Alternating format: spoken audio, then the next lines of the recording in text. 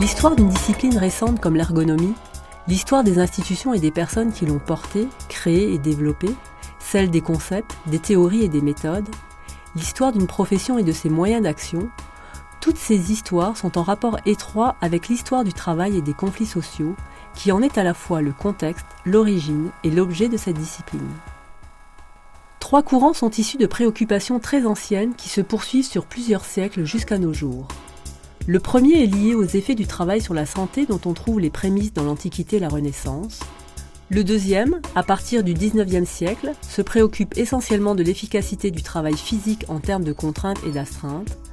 Le troisième, à partir du XXe siècle, est lié à l'évolution de la psychologie du travail entre les deux guerres mondiales. Il a comme objectif d'adapter l'homme au travail. Après 1945, ce troisième courant, partant de l'analyse du travail, aura pour objectif d'adapter le travail à l'homme.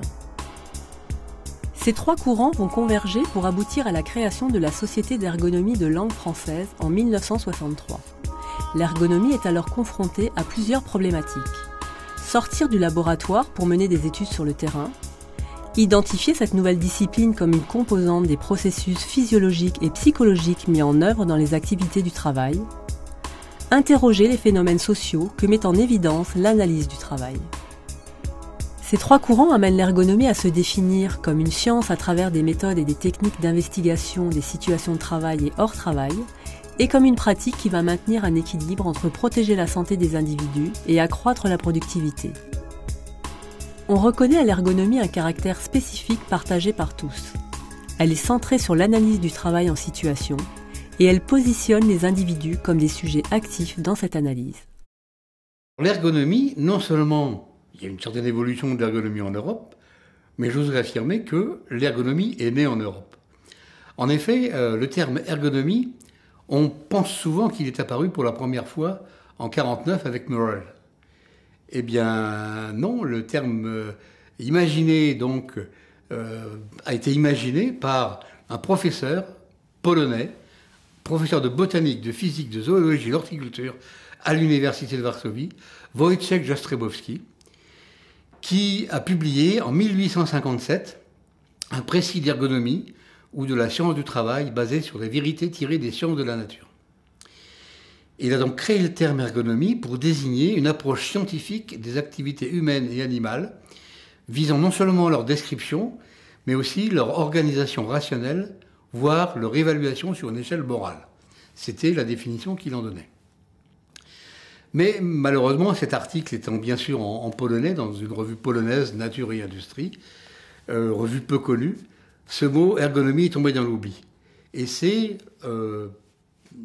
plus tard que Morel a repris ce terme. Mais bien avant cela encore, pendant la Première Guerre mondiale, l'attention avait été portée aux problèmes de production industrielle et minière requises par l'effort de guerre.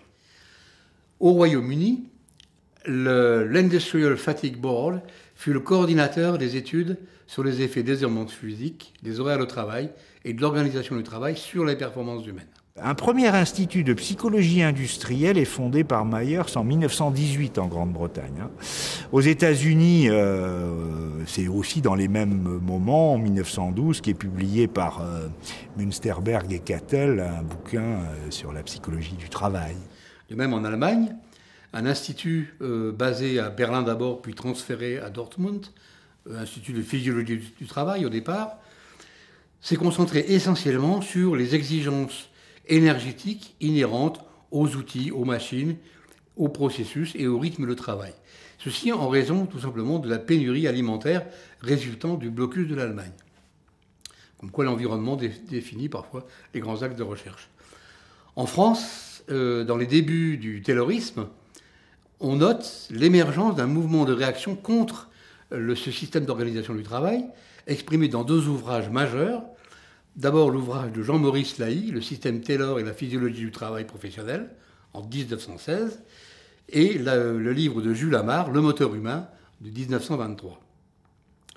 Et ce sont toujours les problèmes posés par le taylorisme qui suscitèrent la création, par Jules Ammar en 1913, du premier laboratoire de recherche sur le travail musculaire professionnel, qui va devenir ensuite le laboratoire de physiologie du travail du Conservatoire national des arts et métiers.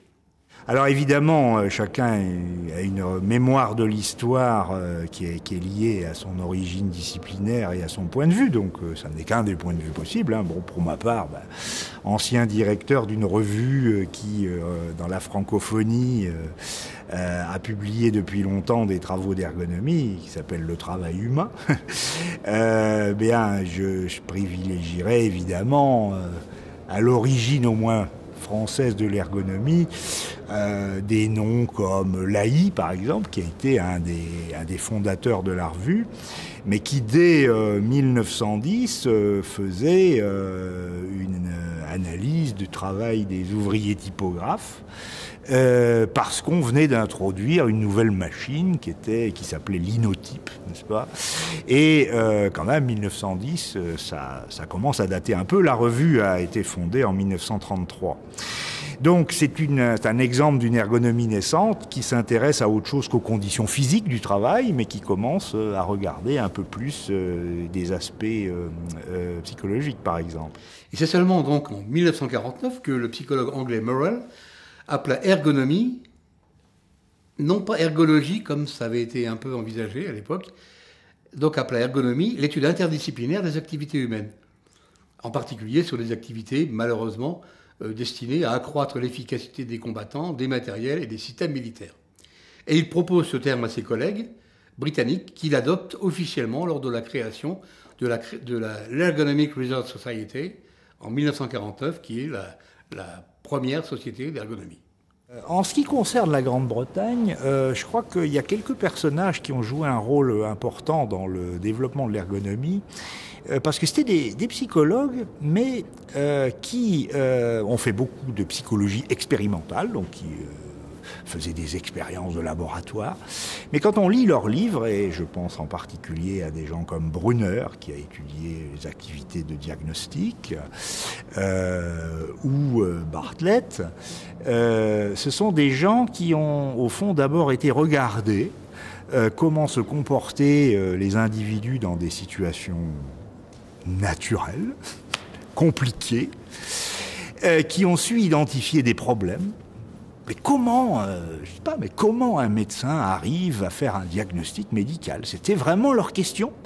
Et ils ont ensuite procédé à des réductions expérimentales pour construire des modèles psychologiques du diagnostic, etc.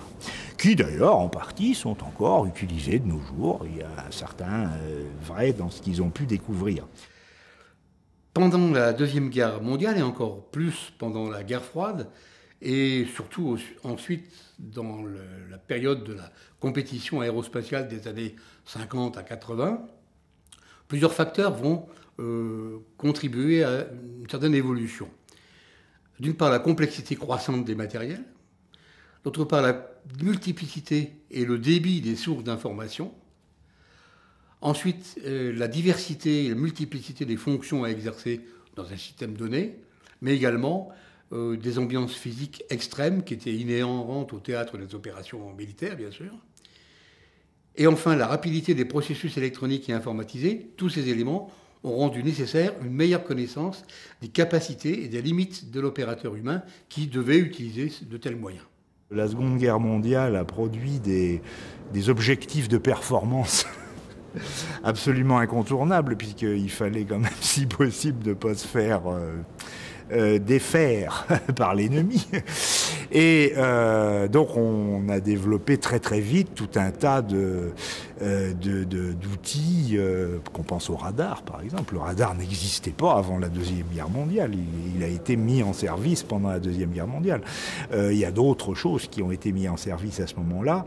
Et c'est vrai que les interactions hommes-machines, je pense que le concept même de situation awareness, de conscience de la situation, remonte à cette époque, parce qu'on remarquait que des pilotes d'avions de chasse s'écrasaient au sol, faute de carburant, non pas parce qu'ils étaient allés jusqu'au bout de leurs possibilités, mais parce que tout simplement, ils n'avaient pas conscience qu'ils n'avaient plus d'essence. C'est embêtant. Donc on s'est intéressé à ce moment-là, mais comment peut-on faire pour qu'ils aient cette conscience de la situation ? L'ergonomie s'était donc constituée, en réalité, bien avant la Deuxième Guerre mondiale, en partie sous la pression déjà de la Première Guerre mondiale, mais en partie également sous l'impulsion des acteurs sociaux désireux de prévenir les accidents du travail, les risques au travail. Considérant l'approche multidisciplinaire du travail, en Allemagne, la société allemande de sciences du travail a été fondée en 1953, donc en réunissant des spécialistes des sciences de l'homme au travail, mais aussi des praticiens de l'organisation du travail, de l'hygiène et de la sécurité. Rappelons aussi que c'est seulement en 1957 que va être créée la première société américaine d'ergonomie, le Human Factors and Ergonomic Society.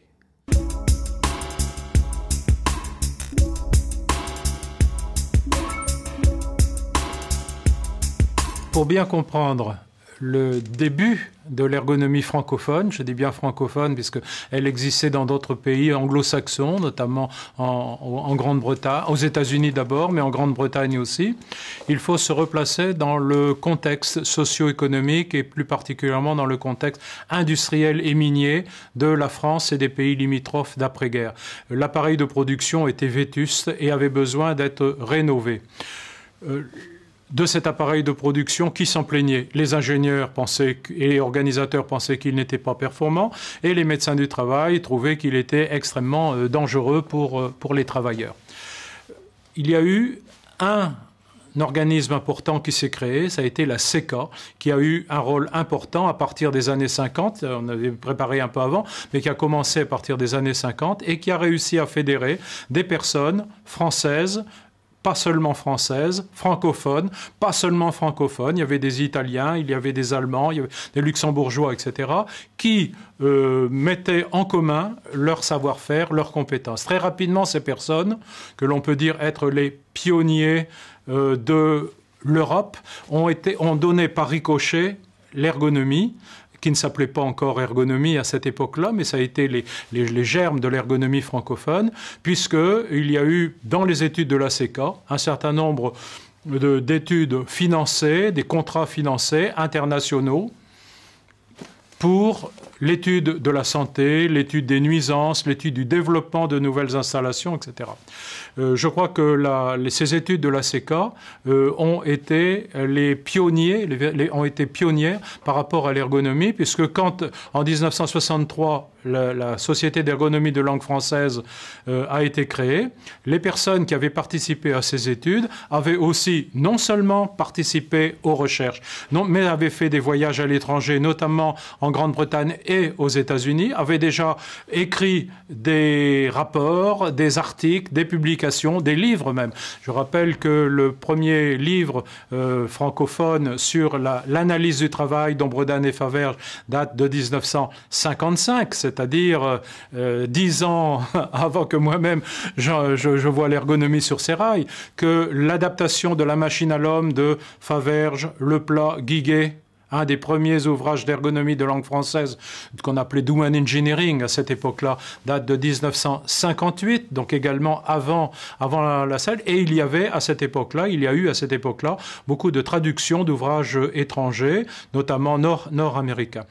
Et dans les années 50 est apparu un décalage entre cette façon d'aborder le problème, donc psychotechnique et sélection du personnel, et puis les travaux de Jean-Marie Faverges au sein du Centre d'études et recherches psychotechniques, qui ont mené très rapidement à l'analyse psychologique du travail et à la publication de l'ouvrage bien connu de Jean-Marie Faverges et Ombredan. Les grands fondateurs de l'ergonomie francophone qui avaient comme idée commune de mettre ensemble les ressources de plusieurs disciplines. Ça, c'était une caractéristique commune. Mais je ne suis pas sûr du tout, je suis même sûr du contraire, que ces personnes avaient en commun l'idée que plus tard, l'ergonomie serait un métier unifié, un métier en soi, détaché des autres disciplines. Pour eux, qu'ils soient médecins, psychologues, ingénieurs, etc., eux-mêmes restaient médecins, ingénieurs, psychologues, et l'ergonomie était une spécialité, une ouverture d'esprit, une attitude d'esprit, comme disait Faverges, mais qui ne débouchait pas forcément sur un métier autonome. Alors celui qui a le plus développé l'idée de l'autonomie de l'ergonomie était Alain Wissner. Il a réussi à faire partager cette idée auprès de son entourage au CNAM. C'est une idée qui s'est répandue, c'est une idée qui a donné lieu à des métiers d'ergonomes. Il y a actuellement des personnes, en particulier praticiens, quelques chercheurs, mais surtout des praticiens qui se disent ergonomes à 100%. D'entrée de jeu, les ergonomes ont appris à vivre entre médecins, psychologues, ingénieurs, organisateurs, etc. Je crois que c'est ça qui a fait le creuset de l'ergonomie francophone. Et à ma connaissance, même actuellement, elle est toujours sur ce creuset, en ménageant sagement les équilibres entre différentes façons de faire. En tant que chercheur, je parle plus volontiers de l'ergonomie comme un domaine de recherche pluridisciplinaire que comme une pratique. Enfin, du moins, c'est ce que j'ai en tête. Et recherche pluridisciplinaire, ça veut dire aussi que l'histoire de l'ergonomie en matière de recherche s'alimente de l'histoire des disciplines qui y ont contribué. Les enjeux de l'ergonomie, d'abord, ils sont relativement nombreux et ils sont importants. Tout d'abord, le premier qui est le plus évident, c'est que l'ergonomie contribue à l'amélioration de la santé et de la sécurité au travail et également à l'amélioration de la qualité de vie au travail. Ça, je dirais que c'est presque une évidence et c'est ce qui se manifeste dans les différentes relations qu'on peut avoir avec la médecine du travail, l'inspection du travail et tout ce qui tourne autour de la santé et sécurité au travail. Un deuxième enjeu important, c'est que l'ergonomie peut contribue au développement économique. Contrairement d'ailleurs à ce que l'on croit, cet objectif n'est pas nécessairement contradictoire avec l'amélioration des conditions de travail. On peut aussi bien augmenter la productivité et la rentabilité d'une installation ou d'un système homme-machine et en même temps améliorer les conditions de travail. Plusieurs réalisations l'ont montré et il y a eu des études d'ailleurs qui ont été faites autour des années 60 par un Anglais, Simpson, qui montre bien que les gains peuvent être faits à plusieurs niveaux possibles. Ensuite, un aspect également important de l'ergonomie, c'est qu'elle contribue également au progrès social. Tout d'abord parce qu'elle aide à définir des limites d'acceptabilité de certaines conditions, soit des conditions physiques environnementales, soit des conditions de réalisation des tâches, et qui sont liées bien sûr aux limites physiques, physiologiques, ou mentale ou sociale même de l'opérateur humain, qui peuvent amener à définir des normes ou une réglementation qui permet ensuite de définir des conditions de travail qui soient dans ces limites acceptables. Un deuxième aspect extrêmement important et qui est vraiment spécifique de l'ergonomie, c'est la stimulation qu'elle est capable d'opérer dans des pratiques participatives. On peut considérer qu'un des rôles principaux de l'ergonome qui est sur le terrain dans une intervention ergonomique à la demande d'une entreprise par exemple, est celui qui va essayer de coordonner les participations des différents corps de métier, des différents niveaux de décision et des différents participants de l'opération en cours. Il est donc, d'une certaine manière, l'ergonome peut être un incitateur de dialogue dans l'entreprise. Et là, c'est une fonction importante de l'ergonomie également. Et enfin, l'ergonomie peut aussi, elle l'a montré très souvent, concourir à l'innovation technologique, puisque une meilleure connaissance de l'activité de l'homme dans sa situation de travail peut permettre de définir, de mettre au point des nouvelles technologies qui sont susceptibles de répondre à ces activités et à ces modes de fonctionnement de l'opérateur humain. Voilà, je crois, un certain nombre d'enjeux qui me paraissent les plus importants concernant la pratique de l'ergonomie, autant au niveau de la recherche qu'au niveau de la pratique. De mon point de vue, les enjeux pour l'ergonomie sont peut-être d'abord d'ordre disciplinaire. Je pense que l'ergonomie des conditions de travail est une ergonomie qui est très bien installée, dont les cadres sont bien implantés et qui a des garde-fous épistémologiques, déontologiques qui sont en place. Il y a une autre ergonomie que tout le monde connaît, que tout le monde côtoie, qui est peut-être moins bien étayée par les apports du monde académique, mais également par les réflexions que les praticiens peuvent avoir autour de cette ergonomie, qui est toute l'ergonomie des nouvelles technologies. Il me semble que il y a là un enjeu majeur pour l'ergonomie, qui est de continuer, ou plus exactement de commencer, ou non, de continuer, de poursuivre cette interpénétration entre l'ergonomie des conditions de travail et l'ergonomie des systèmes technologiques avancés, pour que les cadres d'interprétation, pour que les bases restent des bases communes. Or, on constate que la société aujourd'hui nous pousse à développer l'ergonomie dans des secteurs qui sont des secteurs relativement récents et qui ont une évolution extrêmement rapide. L'ergonomie des sites web, l'ergonomie des transports. Évidemment, on pensera immédiatement au cockpit dans les aéronefs, au cockpit des véhicules dans des voitures et de toutes les technologies embarquées dans le transport terrestre, l'ergonomie des activités coopératives. Les entreprises, désormais, ont toutes des systèmes de coopératifs, des gestionnaires de contenu, des bases de données sur lesquelles leurs salariés travaillent de concert, souvent à distance d'ailleurs. La conception de ces dispositifs nécessite que l'ergonomie s'y attelle. Et de nombreux ergonomes n'ont pas attendu que les cadres soient bien clairs, établis par les gardiens du temple de l'ergonomie, que nous sommes tous, pour faire de l'ergonomie. Or, je vois que ces ergonomes sont peut-être encore trop souvent loin des cercles de réflexion sur l'ergonomie. Je pense par exemple aux sociétés savantes dans lesquelles nous sommes, dont nous faisons partie. Ces ergonomes, parfois, ne connaissent pas les préceptes de base de l'ergonomie, mais simplement parce que s'ils ne les connaissent pas, c'est peut-être soit qu'on ne leur a pas enseigné, soit qu'ils ne leur paraissent pas utiles. Donc je crois que là, on a absolument à développer nos cadres pour l'ensemble de ces secteurs.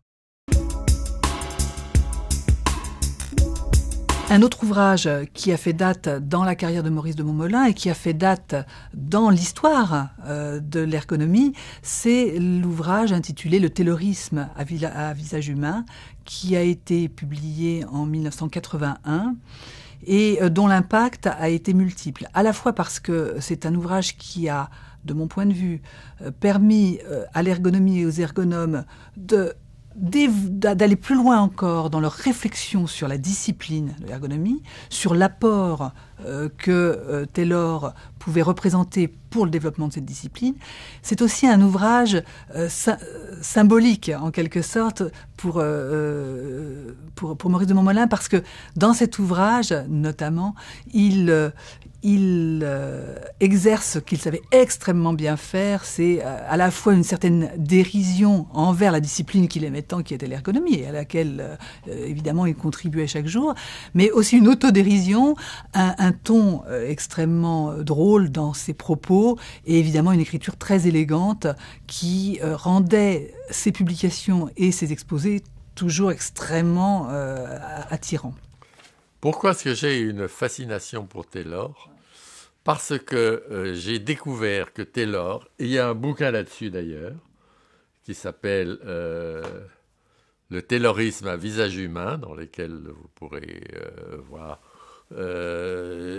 qui a été publié au PUF en 81, mais qui date d'un peu avant, enfin je veux dire, je l'ai écrit un peu avant, évidemment, qui est que c'est quelqu'un dont on le caricature en général comme quelqu'un qui a décidé que voilà, c'était comme ça, que les opérateurs, les ouvriers, parce qu'on parlait d'ouvriers, uniquement d'ouvriers à l'époque, il y avait les ouvriers et puis les cadres, ça. Les cadres étant des ingénieurs, il suffisait de décider comment ça marchait. Or, quand on regarde un peu la biographie de Taylor, on s'aperçoit que Taylor a passé des années, je dis bien des années, à observer des poste de travail avant de se décider à faire des normes. Pour Maurice de Montmollin, Taylor était un personnage qui était assez fascinant, je crois. Et Maurice a évidemment beaucoup dérangé la communauté ergonomique en s'appuyant très souvent sur les travaux de Taylor et en rendant souvent hommage à Taylor. Alors, ce qui est très intéressant peut-être à lire tout simplement, c'est un extrait que j'ai repris d'un ouvrage ancien qui est L'intelligence de la tâche, mais où Maurice dit tout simplement la chose suivante. Il dit que nous pouvons accepter l'héritage de Taylor, l'organisateur, car sa leçon est toujours valable aujourd'hui pour les travaux intellectuels, où nous serions bien embarrassés de mesurer l'équivalent de mesures de mouvement. Et l'ergonomie devrait en revanche refuser l'héritage de Taylor, le normalisateur, car c'est malheureusement celui-ci que trop de travaux récents sur la charge mentale notamment se proposent de faire fructifier.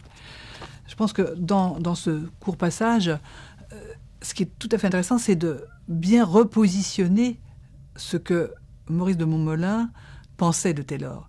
Maurice de Montmollin avait en effet une grande admiration pour Taylor parce que Taylor était le premier scientifique qui s'était intéressé au terrain.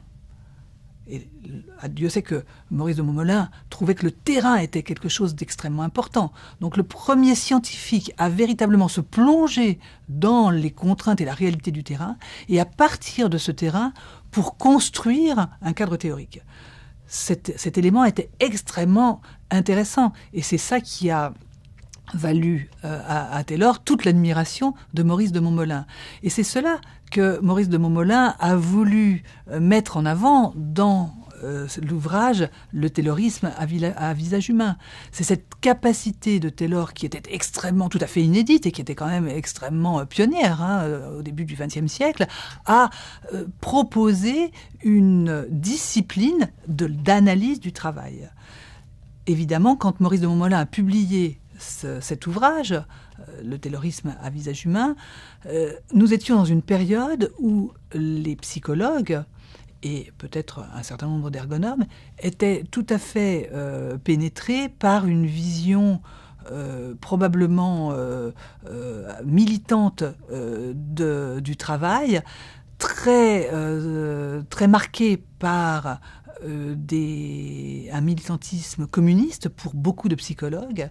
Et Maurice de Montmollin a dû justifier cet intérêt pour Taylor comme s'il était un des bras armés du capitalisme contre la visée communiste.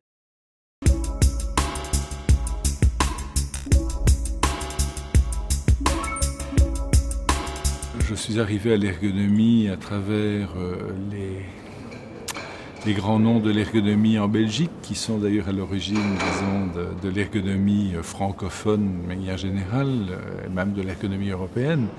Bon, je pense que formellement, on cite, pour la Belgique, même s'il est français, on cite Jean-Marie Faverges comme étant un des pères fondateurs de l'ergonomie. Il a été fondateur, bien sûr, de la Société d'ergonomie de langue française, mais enfin, il est un des fondateurs aussi, disons, de manière générale, de l'ergonomie, avec Jacques Leplat en particulier. On peut se référer, disons, à son ouvrage qui a marqué, disons, le démarrage formel de l'ergonomie en langue française, qui est l'adaptation du travail à l'homme, précédé d'ailleurs par un autre travail ou un autre ouvrage, disons, qu'il a rédigé avec André Ombredan, donc qui s'appelait l'analyse du travail en général. Donc ce sont les deux ouvrages, disons, qui sont à l'origine du développement de l'ergonomie francophone en Belgique et dans les milieux francophones européens. Mais Faverges, il s'intéressait à des problèmes de statistiques. Alors, il avait dû connaître Ombredan, qui était lui un neuropsychologue. Et ce neuropsychologue, il s'était intéressé au travail. Il avait fait des études autour du travail. Et alors, ils se sont connus. Et Ombredan devait être dans un cabinet d'organisation. Et il a invité Faverges. Alors, Faverges a fait des études en matière de testing, des analyses de validation, des études de tests, etc. Et alors, le ministère du Travail avait un organisme qui s'appelait l'AFPA, enfin, c'est l'Association pour la formation professionnelle des adultes. Et dans cet organisme, il y avait une cellule qui s'appelait Centre d'études et recherches psychotechniques, qui était une sorte de service de l'AFPA, dans lequel on gérait les psychologues qui devaient faire passer les tests et où on élaborait un peu la doctrine qui allait être sous-jacente à ces tests. Alors Faverges est entré dans cet organisme, il est devenu rapidement directeur de recherche et il a recruté du personnel. Et alors, son travail au début, son travail essentiel, c'était la validation des tests. On avait les résultats aux tests, les résultats aux examens de fin de stage, et puis on faisait les validations. Et puis après, cette mission-là, il s'est dit, ces gens-là, ils font de la sélection pour des métiers qu'ils ne connaissent pas. Alors on a commencé à faire des études dans les centres de formation. Qu'est-ce que c'est? Comment les gens apprennent? Quelles sont les méthodes? Alors on emmenait des stagiaires des fois faire des études comme ça qui ont été après plus ou moins publiées. Jean-Marie Faverges, tout le monde en parlait. Pourquoi? Parce qu'il avait été au CERP, mon premier organisme, il avait été chef du service avant le PLA. Le PLA a remplacé Jean-Marie Faverges. Il avait été professeur à l'Institut de psychologie, mais en 1965, Faverges était déjà à Bruxelles. Je l'ai rencontré par la suite, plus tard, en 1976. Je me souviens qu'il m'avait invité à participer comme membre du jury de la thèse de Véronique de Keyser, qui elle aussi, par la suite, est devenue célèbre en ergonomie avant d'être une députée européenne influente. Faverges lui-même, Jean-Marie Faverges, qui a été vraiment mon premier maître, était un mathématicien extrêmement théoricien, très proche de toutes les dernières idées américaines, la théorie de l'information, la cybernétique, etc.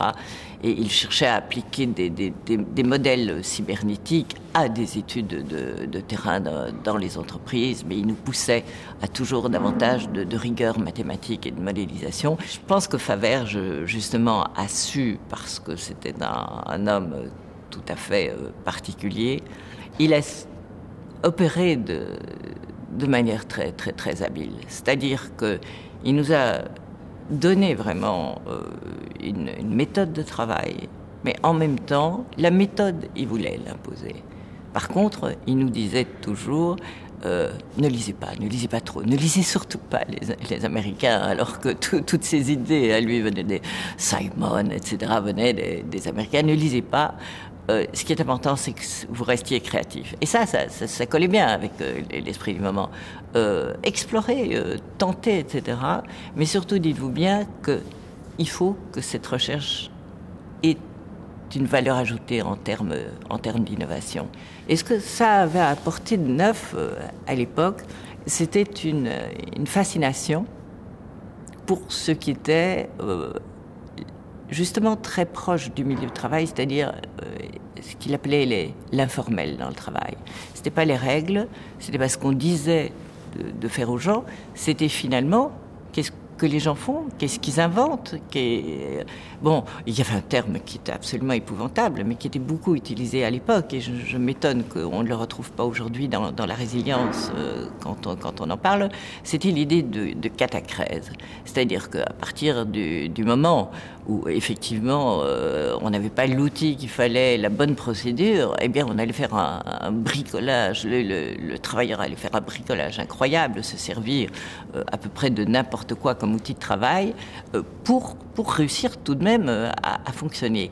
Et la catachèse que Casamian va reprendre aussi, qui est un petit peu un des grands personnages de l'époque en psychologie du travail, c'était toute cette ingéniosité du travailleur. Et il nous disait, allez sur le terrain, regardez ce qu'ils font.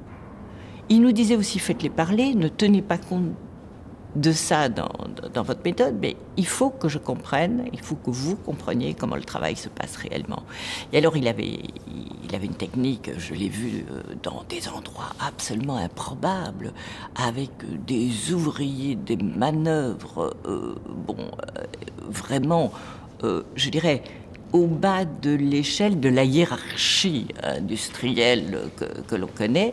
Il s'asseyait comme un imbécile, il fumait à ce moment-là des cigarettes de maïs un peu jaunes, et il disait au type qui était à côté de lui, je ne parviens pas à comprendre comment vous faites. Et le type lui expliquait, je fais ceci, je fais ça, et moi je sais deviner avant qu'un incident se produise, je sais le dire parce que j'entends le craquement des boiseries quand on était dans une mine, et je sais que ça va s'effondrer, ou alors je regarde ça, et tout de suite, Faverges avait capté, ça pouvait durer 1 heure, et plus le type parlait, plus il disait, mais vraiment, mais je suis émerveillé, mais moi je comprends pas ça, je pourrais jamais le faire. Et après, quand Faverges s'en allait et qu'il nous laissait avec l'ouvrier en question, l'ouvrier disait, mais ça c'est un monsieur. Parce que moi, quand je vois un ingénieur ou ces petits qui arrivent avec des diplômes chez nous, ils croient toujours qu'ils savent tout. Ils disent oui, j'ai compris, ils n'ont rien compris. Et d'ailleurs, disait l'ouvrier, je m'en souviens encore, je dois rire encore parce que c'était très drôle, je leur raconte des cracks. Et ils disent oui, et moi je sais que c'est des cracks et eux ne l'ont pas remarqué.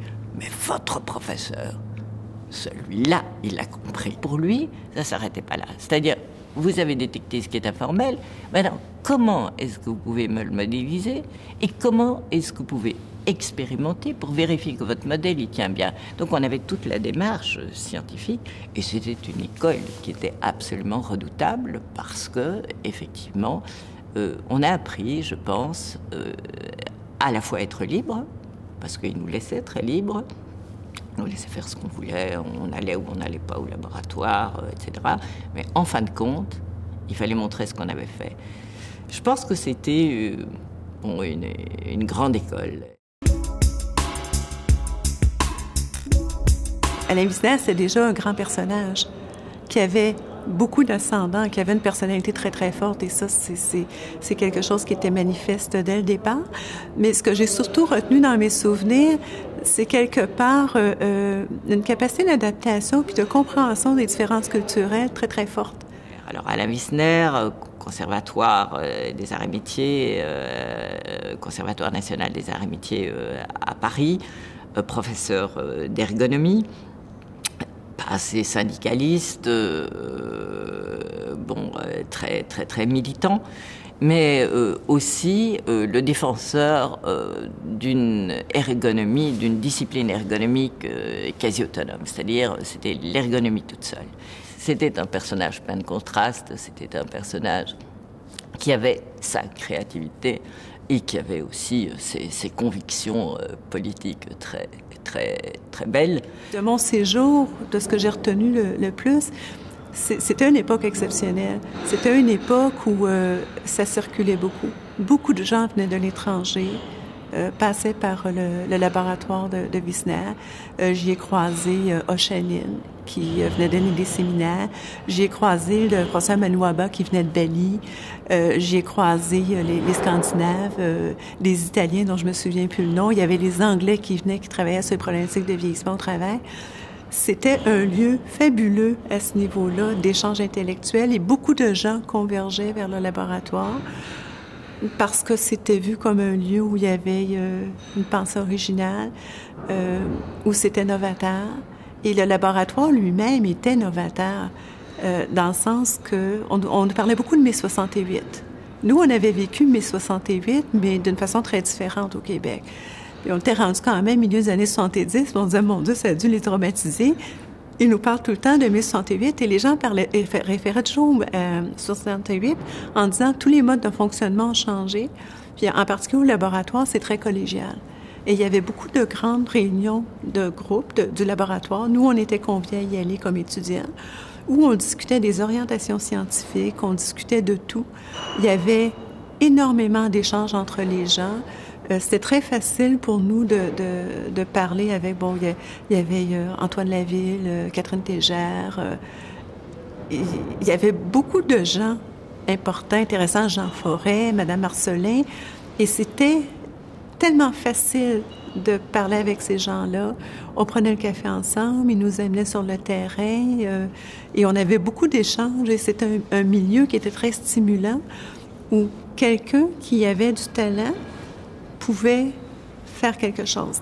Et Wissner avait, en tout cas, mon souvenir, ce que j'ai gardé, je pense, de plus précieux, il avait une capacité extraordinaire pour identifier les gens de talent. Il regardait pas les diplômes, il regardait pas vraiment les antécédents, il regardait ce que les gens pouvaient faire. Et ça a permis à des gens de faire des carrières très importantes en ergonomie qui pourraient difficilement faire de nos jours parce que cette flexibilité-là, on ne la retrouve pas. Donc, c'est l'époque où les gens qui commençaient à développer beaucoup l'ergonomie, il y avait aussi Jacques Durafaut, François Guérin. Et quand on regarde avec le temps, puis il y avait Alain Kerguelen là, qui était tout jeune, et quand on regarde les gens qui étaient là, beaucoup de ces gens-là ont beaucoup contribué à l'ergonomie, au développement, de toutes sortes de façons différentes. Alors, c'était une époque qui était extraordinaire. En plus de ça, juste au-dessus du laboratoire du Conservatoire national des arts et métiers, il y avait le laboratoire de Berthoz, d'Alain Berthoz, qui était plus en physiologie fondamentale, qui était aussi passionnant. Il y avait le laboratoire de Jacques Leplat. Il y avait un autre laboratoire qui était en éducation. Wissner nous invitait, c'est-à-dire nous, les enfants de Faverges, parce que c'était la même époque. Il nous invitait à son laboratoire, c'est un peu atténué l'affaire. Il nous convoquait, et il avait cette allure, on disait entre nous en rigolant, c'est le pape de l'ergonomie. Et on le voyait aussi un peu, pour nous c'était un peu le De Gaulle de l'ergonomie, M. Wissner, parce qu'il avait une vision du développement de l'ergonomie à une échelle globale. Et je pense que quand il intervenait comme ça à l'extérieur, je sais qu'il était intervenu aussi au Brésil, il est intervenu également en Afrique, notamment dans les pays du Maghreb, et je pense également dans les pays subsahariens. Wissner m'a attiré parce qu'il voyageait. Il voyageait et il avait développé un concept qui était celui d'anthropotechnologie, parce qu'il étudiait les transferts de technologie dans d'autres pays. Alain Wissner, par exemple, qui, de par ses centres de recherche en ergonomie, notamment celui qu'il a développé, à savoir l'anthropotechnologie, c'est-à-dire qu'en est-il de l'ergonomie déployée dans des pays en voie de développement industriel, dans la culture, dans le processus même de développement technologique, industriel, économique, etc., de par même la nature et la diversité des populations au travail, de par leur qualification, formation, etc. Eh bien, qu'en est-il de cette ergonomie dans ces pays-là pour qu'elle puisse être une ressource de développement tant économique que personnel? Et il avait, je pense, une vision du développement de l'ergonomie donc à l'échelle globale, à l'échelle internationale. Et peut-être qu'il y voyait aussi, à travers ce développement qu'il faisait un peu partout, des zones d'influence de la France ou de l'ergonomie française. Quoi qu'il en soit, il a laissé des traces de développement très positives au Québec et on en garde un excellent souvenir. Je dirais que c'est peut-être cette ouverture à des comparaisons interculturelles, finalement, avec la manière dont le travail se fait dans différents contextes, dans différents pays, et les conditions dramatiques des transferts de technologie dans ces situations dégradées qu'il a décrites, qui m'ont intéressé. et auquel je suis le plus confrontée aujourd'hui comme députée européenne. Je pense que Wissner reste un très grand personnage. Alors évidemment, Jacques Leplat a joué en France un rôle important. Je pense qu'il a tout simplement eu comme contribution cette capacité d'intégrer recherche et pratique dans ses activités. Donc toujours se poser la question de la pertinence de la recherche par rapport à la pratique. Alors après mes études d'étudiant, en psychologie, en orientation, l'ergonomie n'existait pas encore, mais dans le domaine du travail. Alors je suis entré dans un laboratoire qui était dirigé par un monsieur qui allait devenir célèbre en ergonomie par la suite, qui s'appelait monsieur Faverges.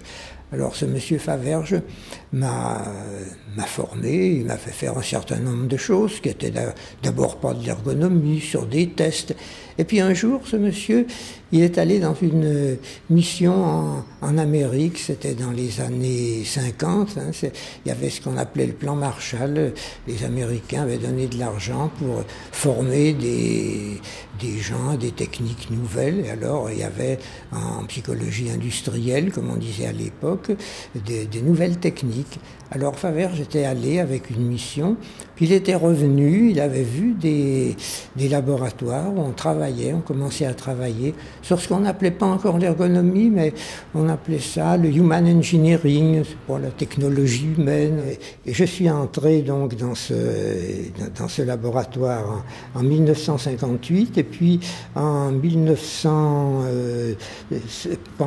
j'y suis rentré en 1951, et puis j'ai fait une revue de questions. Vous savez, quand on est jeune chercheur, alors on vous fait faire des lectures pour vous initier, puis après vous devez faire un petit compte-rendu synthétique. Alors j'ai fait un petit compte-rendu synthétique qui s'appelait quelques travaux récents de recherche en matière de technologie humaine. Alors, human engineering, on ne savait pas le traduire. Alors, j'avais présenté mon projet avec human engineering. Il m'a dit non, c'était une revue qui s'appelle l'année psychologique. On m'a dit, nous, on ne met pas des choses en anglais, débrouillez-vous pour traduire. Alors, je suis retourné vers Faverges, et après de longs conciliabules, on a dit, on va mettre technologie humaine. Voilà. Ça, c'était mon premier contact avec ce qu'allait devenir l'ergonomie.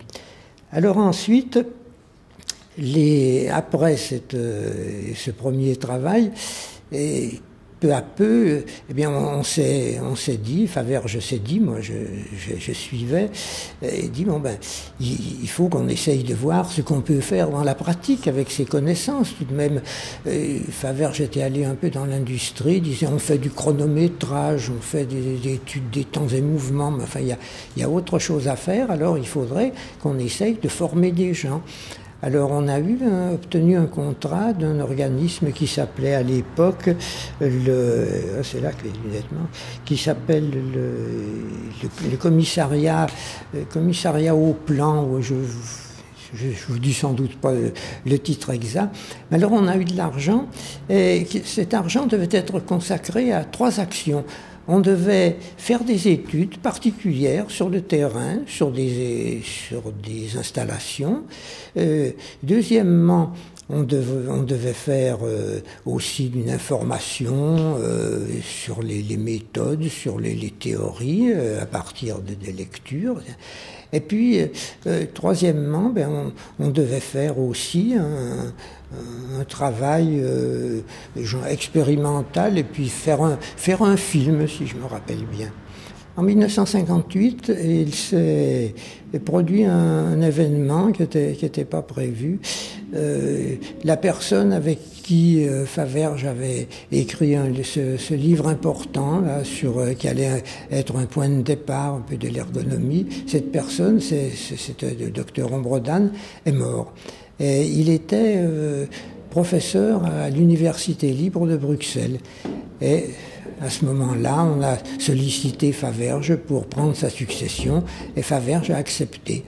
La conséquence, puisqu'il s'agit de mon parcours, la conséquence pour moi, ça a été qu'à ce moment-là, je suis devenu, moi, responsable du groupe de recherche de cet institut qui s'appelait CERP. On dit CERP, c'était Centre d'études et recherches psychotechniques.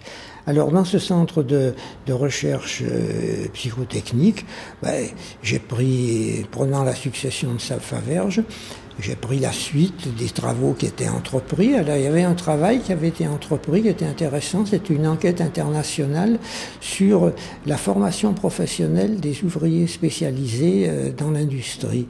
Alors nous avions fait ce travail à partir d'entretiens avec des responsables de formation dans différentes villes de France. Et ce travail a donné lieu à un rapport. D'abord, ça a été mis en commun avec les autres pays qui coopéraient. C'était une recherche de l'OCDE. Et elle a été publiée dans le bulletin du CERP. Le lecteur curieux peut la trouver. Et alors, à ce moment-là, dans ce centre, il y avait un directeur très actif, et ce directeur très actif a dit, ces travaux qui se font là, on pourrait un peu les publier. Et alors, il a créé d'abord un bulletin, qui était un bulletin simple, renéoté, puis qui très vite est devenu une revue qui s'est appelée le bulletin du CERP. Alors, j'étais, moi, co-responsable aussi de cette édition du bulletin du CERP. L'autre correspondant responsable était Moscovici. Je suis resté donc à ce CERP jusqu'en 1967. Et alors, vers le milieu de cette période, nous étions en rapport avec d'ailleurs l'intermédiaire de Faverges, parce qu'il était aussi en Belgique, il continuait à s'intéresser à ces problèmes, avec la communauté européenne charbon-acier. Et la communauté européenne charbon-acier finançait des programmes sur l'étude du travail, sur la sécurité en particulier. Et alors ils avaient programmé une recherche importante sur les problèmes de sécurité qui associait 5 pays. Et ces 5 pays, les responsables avaient été réunis pour définir un programme commun. Et ce programme commun établi, on était à l'époque plus riche que maintenant, et 3 fois pendant 3 ans, 3 ou 4 fois par an, ces groupes se réunissaient et faisaient le point de leurs travaux. Alors là, on est arrivé vraiment dans l'ergonomie. Le nom d'ergonomie a émergé en 1963 chez les Anglais, ergonomique, et puis petit à petit, comme on lisait les revues, eh bien, on s'est aperçu ce serait pas mal de trouver une dénomination plutôt que de parler d'adaptation de la machine à l'homme. C'était un peu long, alors on s'en parlait d'ergonomie, et puis on a créé une société d'ergonomie de langue française qui associait donc pas seulement des Français, mais des Belges, des Suisses, des Canadiens. Quand on a fait ça pendant 1 an et demi, et on s'est dit, tiens, quand même, ce qu'on leur raconte, là, c'est pas bien connu, ce serait peut-être intéressant d'en faire une diffusion plus large. Et alors, on a demandé aux presses universitaires s'ils pourraient nous publier un petit livre où on parlerait un peu de ces travaux. En ce qui concerne Jacques Leplat, un personnage que j'ai beaucoup plus fréquenté que Faverges, en réalité, puisqu'il était chef du service au CERP, professeur à l'Institut de psychologie, psychologie. Ensuite, je l'ai suivi dans ses séminaires quand il était passé à l'école des hautes études. C'est avec lui que j'ai écrit mon premier article, co-signé avec lui, sur la charge mentale et sur la méthode de la tâche ajoutée pour l'évaluation de la charge mentale. Jacques Leplat il vit encore, j'ai toujours de très bons contacts avec lui, il était très exigeant. Il menait son service au CERP comme un véritable laboratoire du CNRS. Il était exigeant sur la méthodologie, sur la façon d'écrire les rapports, a fortiori sur la façon d'écrire les articles. Le parcours de Maurice de Montmollin commence par une licence de philosophie qui est ensuite développée dans des certificats de psychologie, puis dans des licences de psychologie. En 1948, Maurice de Montmollin est embauché dans un cabinet de conseil de gestion pour l'industrie et il est chargé au sein de ce cabinet de faire passer les tests de recrutement qui vont donc permettre aux ingénieurs d'être embauchés. Il se soumet donc à cette mission pendant quelques années, au bout desquelles il trouve une certaine lassitude à faire ces tests de recrutement parce qu'il en analyse assez rapidement les limites. Ceci est notamment accru par la proximité assez grande du cabinet de conseil en question avec le centre de psychologie appliquée dans lequel, je crois, officiait Suzanne Paco, qui était dans les mêmes locaux. Et évidemment, les développements de recherche de ce centre de psychologie appliquée étaient tout à fait stimulants et peut-être prenait-il parfois à contre-pied les principes des tests de recrutement que Maurice de Montmollin devait appliquer. En 1963, Maurice de Montmollin quitte Vidal et est embauché à la CEMA, qui est un autre cabinet de conseil, où il poursuit ses activités de psychologue, gestionnaire de carrière, de formateur, de concepteur de formation, et où il poursuit également le développement très fort de son intérêt pour les activités réelles de travail, par opposition à la vision abstraite qu'il a d'ailleurs évidemment dénoncée dans des ouvrages célèbres, dont les Psychopitres qu'il a publiés en 1972. Maurice de Montmollin choisit de quitter la CEMA, notamment parce qu'on lui demandait de prendre la responsabilité de la gestion des carrières. Et alors que son activité principale et celle pour laquelle il était intellectuellement tourné, c'était le développement de l'ergonomie.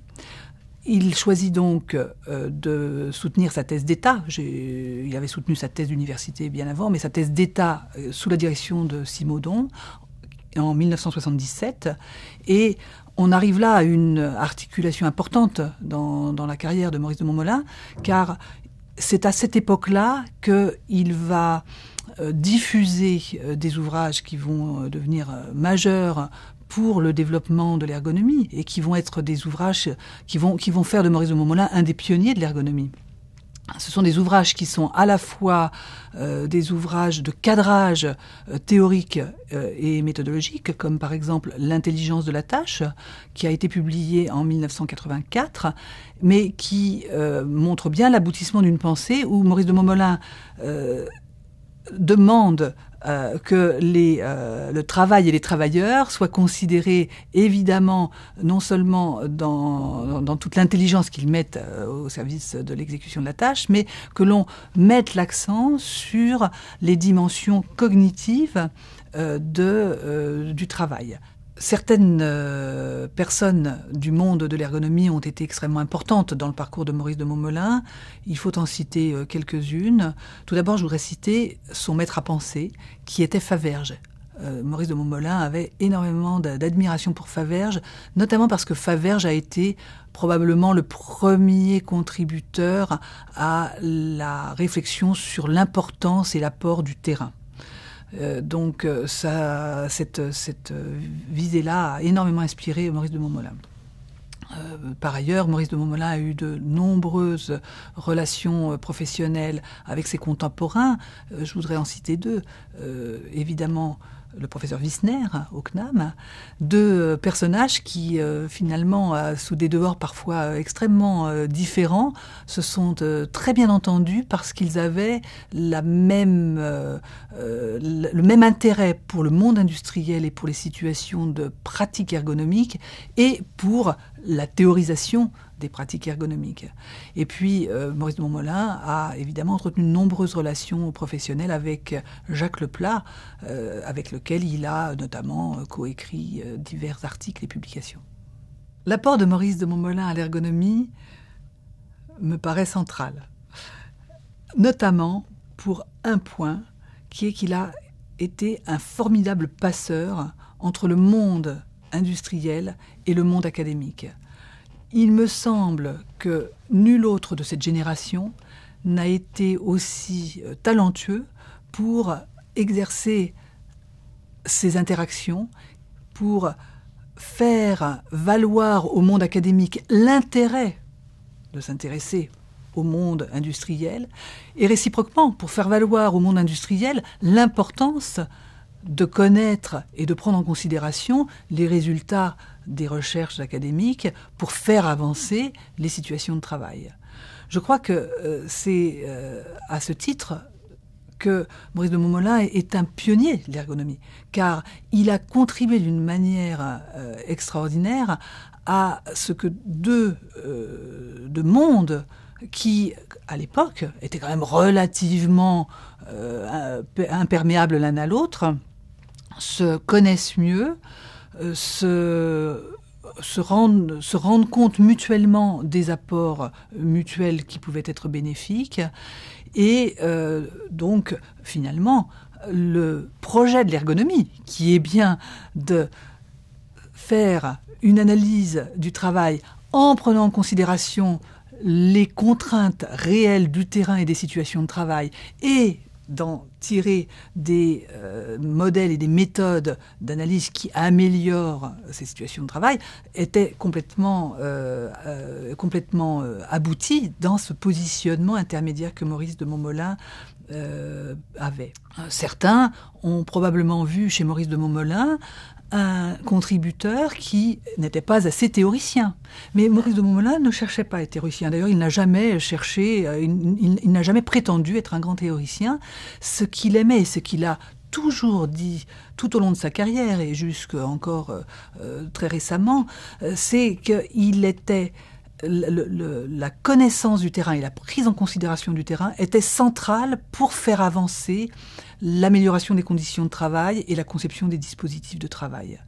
Donc, son apport en termes académiques n'est pas tant d'avoir établi des théories, d'avoir dressé des concepts, mais plutôt d'avoir constamment demandé au monde académique de bien mettre en place des modèles et des modèles et des méthodes qui convenaient aux contraintes du terrain, qu'il connaissait parfaitement.